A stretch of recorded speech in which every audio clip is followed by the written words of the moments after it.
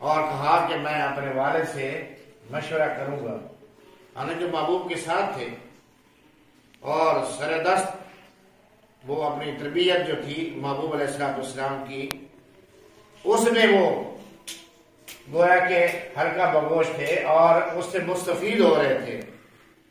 سب کچھ کے باوجود، شب و روز دیکھنے کے باوجود، سمجھنے سننے کے باوجود، پھر بھی فرمایا کہ محبوب میں اپنے والد گرامی سے مشورہ کروں گا، اور اس کے بعد کیا ہے کہ میں پھر کلمہ پڑھوں گا۔ الغرض خلاصہ کلام کہ ہر ایک نے مہلت مانگی، وقت مانگا، سب کچھ ہوا، مگر ابو بکر کی ذات ایسی ذات کہ جس نے نہ مہلت مانگی کلمہ پیش ہونے کے بعد، اور نہ ہی کوئی دلیل مانگی نبوت کی، نبوت سے نبی ہونے کی، اور نہ ہی کسی قسم کا کوئی موجزہ طلب کیا۔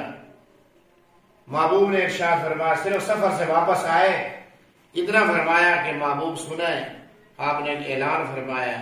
بعض روایت میں یوں بھی آتا ہے کہ جو ہی آئے سفر سے واپسی یمن سے تو گھر تشریف لائے، اور پھر محبوب علیہ السلام کو ملنے کے لیے تشریف لائے تو محبوب علیہ السلام نے کلمہ پیش کیا۔ ابو بکر نے یہ نہیں کہا کہ محبوب یہ کیا کہہ رہے ہیں، کچھ مجھے سوچنے کا موقع تو دو، سنبھلنے کا موقع تو دو، سمجھنے کا موقع تو دو۔ فرمایا نہیں، یہ نہیں، بغیر کسی، فرمایا کہ محبوب آپ نے اعلان فرما دیا اور آپ نے کلمہ پیش کیا، میں آمنا و صدقنا، بغیر کسی دلیل کے طلب کیے، بغیر کسی سوچ و بچار کے میں اس پر ایمان لاتا ہوں، اور اظہار فرمایا۔ ان کا مختصر سا تعارف، ابو بکر صدیق رضی اللہ تعالیٰ عنہ کا نام عبداللہ ہے، لقب ان کا صدیق اور عتیق ہے، کنیت ان کی ابو بکر ہے، ولادت ان کی سب کہتے رضی اللہ تعالیٰ عنہ سن 573 میں ہوئی، اور والد محترم کا نام ابو قحافہ ہے۔ خلافت آپ کی جو محبوب علیہ السلام کی پردہ پوش ہونے کے بعد، اس دنیا سے رحلت فرما جانے کے بعد 2 سال 3 ماہ 9 دن خلافت پر متمکن رہے ابو بکر صدیق رضی اللہ عنہ۔ وفات آپ کی 22 جمادی الثانی 13 ہجری بروز پیر مغرب اور عشاء کے درمیان ہوئی۔ تدفین محبوب علیہ السلام کے پہلو میں، یعنی آپ کے ساتھ روضہ اقدس میں آرام فرما رہے، تدفین ہوئی۔ اولاد آپ کی 3 بیٹے تھے، عبداللہ، محمد اور عبد الرحمن۔ 3 بیٹیاں تھیں، اسماء، عائشہ، ام کلثوم رضوان اللہ تعالی علیہ مجمعین۔ اور ذکر یہ بھی عرض کر دوں کہ ابو بکر صدیق کی واحد وہ ذات ہے، وہ ہستی ہے کہ جس کی 3 پشتوں کو کلمہ نصیب ہوا اور شرف صحابیت نصیب ہوا۔ محبوب علیہ السلام کا صحابی ہونے کا جو شرف حاصل ہوا، یہ صرف ابو بکر ہی کی ذات ہے، صدیق اکبر کی ذات ہے کہ جس کو یہ شرف حاصل ہوا کہ جس کی 3 پشتیں محبوب علیہ السلام کی ذات اقدس پر براہ راست ایمان لائے، یعنی والد بھی مسلمان ہوئے، خود بھی اور اولاد بھی۔ تو اس کے بعد اللہ نے آپ کو بہت سارے شرف دیے، بہت سارے مقامات سے نوازا، عزتوں سے نوازا۔ خصوصیات تھی، سیدنا ابو بکر رضی اللہ تعالیٰ عنہ نے اپنی سابقہ زندگی میں قبل اسلام کبھی شراب نہیں پی، کبھی بت پرستی نہیں کی۔ معراج کی سب سے پہلے تصدیق کی تو وہ تصدیق کرنے والا ابو بکر ہے، جس کے بارے میں قرآن کہہ رہا ہے کہ والذی جاء بالصدق وصدق بہ الی آخری۔ صرف سیدنا ابو بکر صدیق رضی اللہ تعالیٰ عنہ کی واحد وہ ذات ہے کہ جن کو قرآن میں سب سے پہلے صحابی کہا گیا، اور لفظ صحابیت سے ان کو یاد کیا گیا۔ ابو بکر صدیق رضی اللہ عنہ کی ذات کہ حوض کوثر پہ نبی اقدس صلی اللہ علیہ وسلم سے پانی لے کر امت کو پلائیں گے۔ اسی طرح سیدنا ابو بکر صدیق رضی اللہ تعالیٰ عنہ کو اللہ نے ہجرت کی رات نبی اقدس صلی اللہ علیہ وسلم کا ہم سفر بنایا، یعنی سارے محبوب علیہ السلام کے در پر آئے اور ہجرت کے حوالے سے محبوب علیہ السلام ابو بکر صدیق کے گھر پر تشریف لائے۔ سیدنا ابو بکر صدیق رضی اللہ تعالیٰ عنہ کی وجہ سے ہی حضرت عثمان غنی ایمان لائے۔ ابو بکر صدیق رضی اللہ عنہ نے ہی مسجد نبی کی زمین خرید کر نبی اقدس صلی اللہ علیہ وسلم کے حوالے کی۔ 3 دن اکیلے غار ثور میں نبی علیہ السلام کے ساتھ رہنے کا شرف سیدنا صدیق اکبر رضی اللہ تعالیٰ عنہ کو حاصل ہوا۔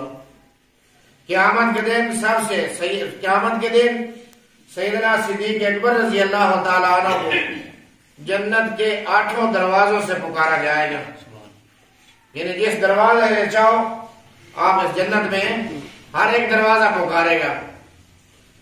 قیامت کے دن ابو بکر صدیق رضی اللہ تعالیٰ عنہ کو دیکھ کر اللہ کا جلال جو ہے وہ جمال میں بدل جائے گا۔ قیامت کے دن سیدنا ابو بکر صدیق رضی اللہ عنہ نبی اقدس صلی اللہ علیہ وسلم کے ساتھ اٹھیں گے۔ سیدنا صدیق اکبر رضی اللہ تعالیٰ عنہ کو اللہ تعالیٰ کا سلام آتا تھا اور آیا۔ سیدنا صدیق اکبر رضی اللہ عنہ ہی شخصیت وہ ہے کہ اپنا سارا مال نبی علیہ السلام کی ذات اقدس پر خرچ کر دیا۔ سیدنا صدیق اکبر رضی اللہ تعالیٰ عنہ کے لیے نبی اقدس صلی اللہ علیہ وسلم نے فرمایا تھا کہ مسجد نبی کی طرف جتنے دروازے کھلتے ہیں سب بند کر دیے جائے سوائے ابو بکر کے دروازے کے۔ ہر غزوے میں نبی اقدس صلی اللہ علیہ وسلم کے یعنی کیا ساتھ رہے ابو بکر صدیق رضی اللہ عنہ۔ سیدنا صدیق اکبر رضی اللہ عنہ جنت میں بوڑھوں کے سردار ہوں گے۔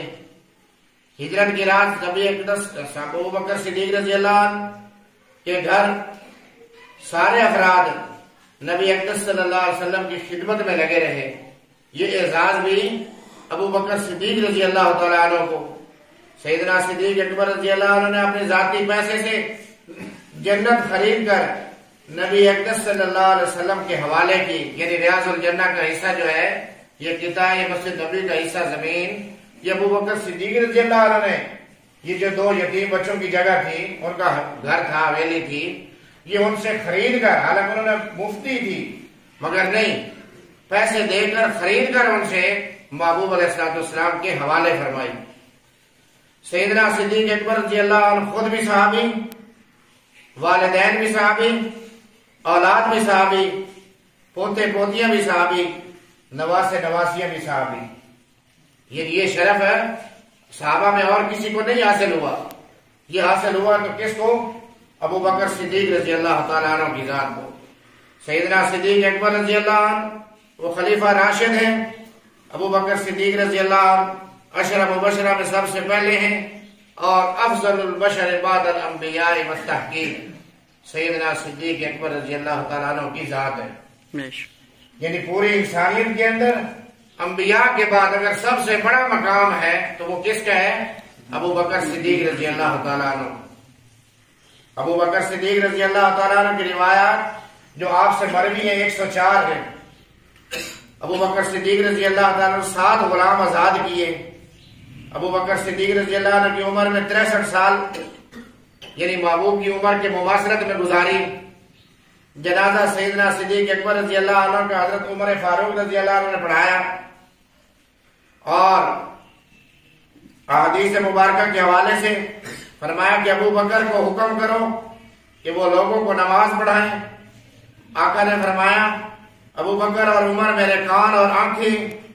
آقا نے فرمایا کسی کے لیے جائز نہیں کہ جس قوم میں ابو بکر موجود ہو وہاں کوئی اور امامت کرائے۔ آقا علیہ السلام نے فرمایا قیامت کے دن جب زمین پھٹے گی سب سے پہلے میں باہر آؤں گا، پھر ابو بکر، پھر عمر، پھر آل بقی میرے ساتھ ہوں گے۔ پھر اس کے بعد فرمایا آقا علیہ السلام نے مجھے نہیں معلوم کہ میں تمہارے اندر کتنا عرصہ رہوں گا، بس میرے بعد ابو بکر عمر کی پیروی کرنا۔ پھر آقا نے فرمایا ابو بکر عمر جنت میں بوڑھوں کے سردار ہیں۔ صحابہ کے فرامین کے حوالے سے حضرت ابن عمر رضی اللہ عنہ فرماتے ہیں کہ ہم نبی اقدس صلی اللہ علیہ وسلم کے بعد اس امت میں سب سے افضل سیدنا ابو بکر صدیق رضی اللہ تعالیٰ عنہ کو مانتے ہیں، پھر سیدنا عمر رضی اللہ عنہ کو مانتے ہیں، پھر سیدنا عثمان رضی اللہ تعالیٰ عنہ کو مانتے ہیں، پھر اس کے بعد حضرت علی کرم اللہ وجہہ، پھر حضرت سیدنا علی رضی اللہ تعالیٰ عنہ خود فرماتے ہیں، حضرت علی کرم اللہ وجہہ فرماتے ہیں کہ اس امت میں سب سے بہتر نبی اقدس صلی اللہ علیہ وسلم کے بعد سیدنا ابو بکر صدیق رضی اللہ تعالیٰ عنہ کی ذات ہے، پھر سیدنا عمر کی ذات ہے صلی اللہ علیہ وآلہ وصحبہ وبارک وسلم۔ تو میرے محترم دوستوں، بھائیوں اور بزرگوں، وہ لمبی چوڑی دائیں بائیں جانے کی ضرورت نہیں، جو باتیں کرنے کی ضرورت نہیں، صرف یہ مختصر سا خاکہ اس لیے یاد دہانی کے طور پہ کیا اور کروایا جاتا ہے کہ صرف 10 محرم ہی ذہن میں نہ رہے، 21 رمضان ہی ذہن میں نہ رہے، 17 رمضان ہی صرف ذہن میں نہ رہے، اور اس طرح باقی اور ایام ہیں، 22 رجب ہے، 22 رجب بھی مظلوم ہے، یہ 22 جمادی الثانی بھی مظلوم ہے، 18 ذی الحج بھی مظلوم ہے، یہ جو ایام ہیں، یکم محرم بھی مظلوم ہے، 26 محرم بھی مظلوم ہے، یعنی 26 ذی الحج بھی وہ بھی مظلوم ہے۔